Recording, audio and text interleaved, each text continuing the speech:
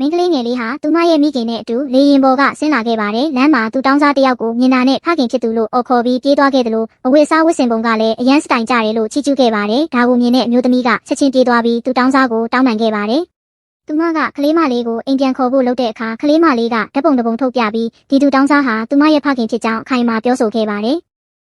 မျိုးသမီးဟာဓာတ်ပုံနဲ့သူတောင်းစားကိုတိုက်ဆိုင်စစ်ဆေးကြည့်တဲ့အခါရုပ်ချင်းကတထေရတဲ့တူနေပါတယ်။ဒါပေမဲ့သူမမှတ်ဉာဏ်မပြောက်ဆုံးခင်မှာသူတောင်းစားတယောက်နဲ့လက်ထပ်ခဲ့တယ်ဆိုတာကိုတော့လုံးဝမယုံကြည်နိုင်ခဲ့ပါဘူး။နောက်ဆုံးမှာတော့အမျိုးသမီးကသူတောင်းစားကိုခေါ်သွားပြီး DNA စစ်ဆေးမှုလုပ်ခဲ့ပါတယ်။စစ်ဆေးချက်ရလက်အရသူတောင်းစားဟာကလေးမလေးရဲ့ဖခင်ရင်းဖြစ်နေတာကိုတွေးလိုက်ရတဲ့အခါသူမလက်မခံနိုင်ပဲထိုနေရာမှာတင်မိလဲသွားခဲ့ပါတယ်။ဒါပေမဲ့ကလေးမလေးကတော့သူမရဲ့ဖေဖေဦးကြောင်လေးကိုသဘောကျနေပြီးဖခင်ဖြစ်သူကိုကိုယ်တိုင်ရေချိုးပေးခဲ့ပါတယ်။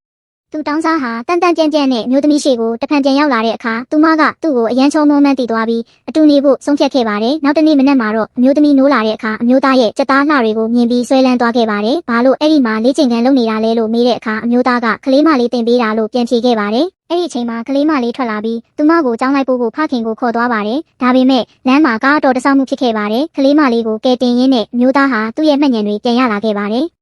တကယ်တော့ထိုမျိုးသားဟာဘီလီယံနာတထေးကြီးတူဖြစ်ပါတယ်။သူ့ရဲ့ဝမ်းကွဲညီအကိုကမနာလိုလို့သူ့ကိုမှတ်ဉာဏ်ပြောင်းအောင်လုပ်ခဲ့တာပါ။ဆေးရုံမှာတတိယလာတဲ့အခါမှာတော့တထေးကြီးဟာသူ့ရဲ့ဇနီးနဲ့သမီးကိုဘယ်တော့မှထပ်မခွဲတော့ဘူးလို့ဆုံးဖြတ်ချက်ချလိုက်ပါတော့တယ်။